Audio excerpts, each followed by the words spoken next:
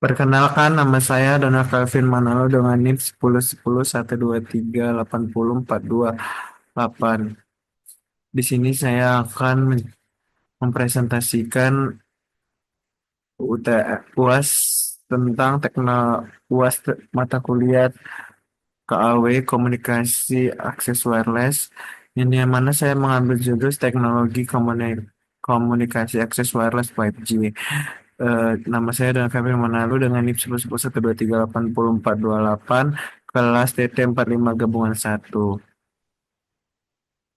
Daripada 5G ini kita akan menjelaskan ada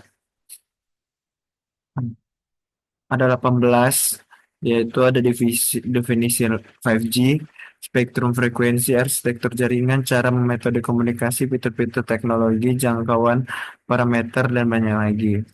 Yang pertama itu ada definisi 5G. 5G adalah generasi kelima dari teknologi jaringan seluler yang menawarkan kecepatan data yang lebih tinggi, latensinya yang lebih rendah, dan kapasitasnya yang lebih besar dibandingkan generasi sebelumnya.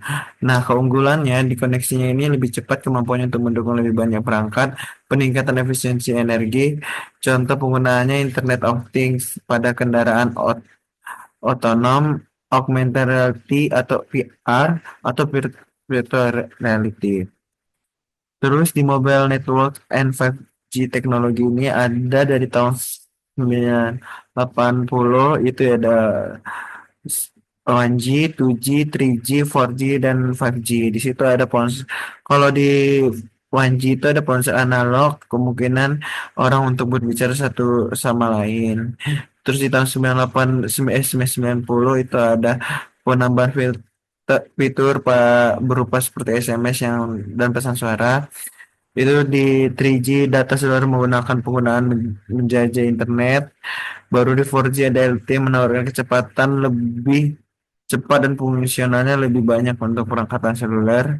Yang kelima ada sampai saat ini teknologi generasi 5G memungkinkan lebih banyak konektivitas dan kecepatan lebih cepat. Nah, spektrum frekuensinya itu ada di 5G itu ada frekuensi rendah di sub sampai 1 GHz. Itu tuh kisaran frekuensinya 600 MHz sampai 900 MHz. Keunggulan jangkauannya luas, presentasinya sangat baik. Terus frekuensi menengah itu di kisaran 2,5 Hz sampai 4,9 Hz. Keunggulannya keseimbangan cakupan dan kapasitas. Frekuensi tinggi, kisaran frekuensinya 2,4 Hz sampai 100 Hz. Keunggulannya kecepatan data sangat tinggi, kapasitas besar, jangkauan terbatas. Nah, di distribusi spektrumnya ini diatur dalam pemerintahan dan badan regulasi. Nah, kemudian arsitektur jaringannya. Nah, arsitektur jaringannya itu ada core network, yaitu inti jaringan yang mengatur dan mengarah data. Terus ada access network, menghubungkan penggunaan ke jaringan inti melalui berbagai jenis antena dan stasiun basis. Ada edge computing, memproses data lebih dekat ke pengguna untuk mengurangi latensi. Virtualisasi jaringan menggunakan teknologi seperti network function virtual atau NFV, dan software defined network untuk fleksibilitas dan efisiensi. Nah, kemudian ada yang namanya cara dan metode komunikasi ada di Massive MIMO atau multiplet output. Deskripsi teknologi yang dapat menggunakan banyak antena pada stasiun ini untuk meningkatkan kapasitas kecepatan jaringan. Nah, keunggulan itu meningkatkan efisiensi spektrum untuk memungkinkan lebih banyak penggunaan untuk terhubungnya secara bersamaan. Terus ada di biofarming, yang dimana ini tuh merupakan teknik mengarahkan sinyal secara langsung ke perangkat pengguna tertentu untuk koneksi yang lebih kuat. Keunggulannya mengurangi interferensi dan meningkatkan kualitas sinyal. Baru ada smart cell. Smart cell ini penggunaan stasiun basis berukuran kecil yang ditempatkan di daerah pendataan tinggi untuk meningkatkan cakupan dan kapasitas jaringan. Keunggulannya menyediakan layanan yang lebih baik di area dan banyak pengguna seperti stasiun pusat dan perbelanjaan. Terus ada fiturnya. Fitur-fitur teknologi itu ada sistem komunikasi, peningkatan kecepatan data hingga 10 Mbps, terus multiplace akses menggunakan teknik seperti FDOMA atau orthogonal frequency division multiplate akses untuk mengalokasikan spektrum lebih efisiensi. Terus ada latensi rendah. Latensi rendah merupakan aplikasi real time seperti AR dan VR dan kendaraan otonom. Terus ada latensi rendah security edge peningkatan keamanan jaringan untuk melindungi data dan privasi penggunaan. Terus ada jangkauan dan parameter link budget. Jangkauan ini bervariasi tergantung pada frekuensi yang digunakan. Frekuensi rendah memberikan cakupan yang lebih luas, sedangkan frekuensi tinggi memberikan kecepatan tinggi tapi dengan cakupan yang lebih terbatas. Link budget, link pertimbangan teknik untuk menentukan daya transmisi dan penerimaan yang diperlukan untuk memastikan kinerja dan optimal. Penempatan antena, optimalisasi penempatan antena untuk cakupan yang lebih baik dan mengurangi interferensi.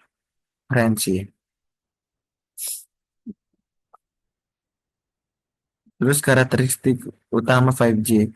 Nah, kecepatan tingginya itu ada hingga 10 Mbps itu 100 kali lebih cepat dari 5G. Mendukung streaming 4K sampai 8K tanpa buffering. Latensi rendah. Latensinya itu memungkinkan aplikasi real time seperti bermain daring dan operasi jarak jauh. Mendukung kendaraan otonom. Terus ada kapasitas besar yang mendukung hingga 1 juta perangkat per km ideal untuk IoT. Terus ada efisiensi energi, definisi hemat energi untuk perangkat IoT yang memperpanjangkan masa pakai baterai. Terus ada fleksibel jaringan, kemampuan jaringan untuk beradaptasi dan kebutuhan spesifik aplikasi. Terus ada infrastruktur. Infrastrukturnya itu ada yang namanya base station kecil, di mana itu ada stem cell memberikan cakupan lebih besar. Terus ada teknologi fiber optik yang mendukung backhaul jaringan untuk memastikan kecepatan tinggi. Terus ada cloud train yang dimana itu untuk menggunakan komputasi awan untuk mengelola sumber daya secara efisien. Edge computing memindahkan pengolahan data lebih dekat ke penggunaan untuk mengurangi latensi. Perangkat antena pintar menggunakan teknologi seperti Mesh MIMO untuk meningkatkan kapasitas jaringan. Itu ada keamanan dan privasi. Itu tuh ada ancaman dari keamanan cyber yang meningkatkan risiko serangan seperti DOS dan man in the middle. Target utamanya adalah perangkat IoT terhubung dengan 5G. Teknologi enkripsi baru, penerapan protokol enkripsi end-to-end yang lebih kuat, penggunaan AI untuk mendeteksi ancaman secara real time, peran pemerintah dan industri, regulasi yang ketat terhadap penyediaan layanan, kolaborasi internasional untuk mengembangkan standar keamanan, edukasi penggunaan tentang cara melindungi data pribadi, mitigasi risiko, implementasi firewall tingkat lanjut di jaringan, audit keamanan secara berkala, investasi dalam pelatihan tenaga ahli keamanan cyber. Pengaruh 5G terhadap ekonomi. Satu, peningkatan produktivitas otomasi di berbagai sektor seperti manufaktur dan transportasi. Kolaborasi real time menggunakan teknologi berbasis cloud. Terus peluang bisnis baru di kemunculannya startup berbasis teknologi 5G, inovasi dalam layanan berbasis AR dan VR, telemedicine dan IoT, pengurangan biaya operasional, efisiensi energi dan manajemen sumber daya yang lebih baik, penggunaan teknologi smart grid dalam distribusi energi, dampak pada sektor UMKM, akses ke pasar digital global melalui jaringan yang lebih cepat, penggunaan teknologi berbasis 5G untuk mengelola logistik, meningkatkan konektivitas di daerah terpencil, mempercepat transformasi digital di era pedesaan, mendukung program sirkulasi ekonomi melalui layanan digital. Terus ada perbedaan 5G dengan 4G dan 5G. Kecepatannya 5G 1 Gbps, 5G 5G hingga 20 Gbps memungkinkan untuk file besar dan hitungan detik. Latensi 5G lebih rata-rata 30 sampai 50 ms. Kalau 5G dia latensi ultra rendah 1 ms, mendukung aplikasi seperti operasi jarak jauh dan mobil otom. Kapasitas perangkatnya terbatas pada ratusan ribuan perangkat per kilometer persegi. Kalau 5G dia mampu meningkatkan jutaan perangkat dalam area yang sama, ideal untuk IoT. Efisiensi energi 5G mengonsumsi lebih banyak energi pada jaringan yang padat. Kalau yang 5G dia lebih hemat energi dengan teknologi seperti sleep mode untuk perangkat jaringannya. Aplikasi pendukung 5 kalau 4G dia pada streaming video dan komunikasi. Kalau 5G dia mendukung teknologi canggih seperti relativitas virtual VR dan AR, smart city dan kendaraan otonom. Terus ada inovasi di era 5G. Itu tuh ada startup berbasis teknologi yang memanfaatkan latensi rendah untuk menciptakan layanan retail seperti drone, delivery, dan kontrol robotik. Terus riset dan pengembangan baru fokus untuk integrasi dengan kecerdasan buatan AI, menciptakan solusi otomatis canggih. Peluang dalam industri kreatif, produksi konten hibur interaktif dengan dukungan AR. Teknologi inti dalam 5G. Ada millimeter wave, massive MIMO, beamforming, smart cell, dan edge computing. Terus ada jaringan fleksibel pada 5G.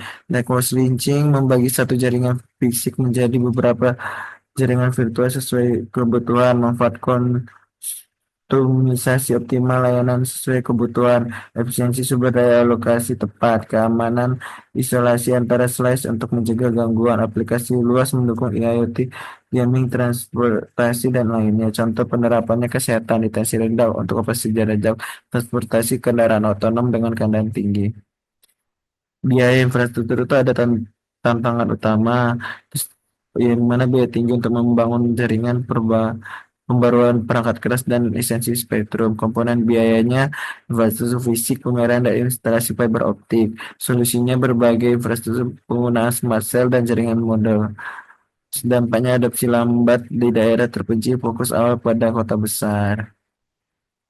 Regulasi dan kebijakan tentang regulasi, perbedaan kebijakan antar negara, proses pengaturan spektrum frekuensi dan kompleks, terus keamanan jaringan, keamanan dan privasi, perlindungan data penggunaan menjadi prioritas, pengawasan ketat untuk mencegah ancaman cyber, kolaborasi global, standarisasi teknologi oleh organisasi internasional, kerjasama lintas negara untuk harmonisasi spektrum.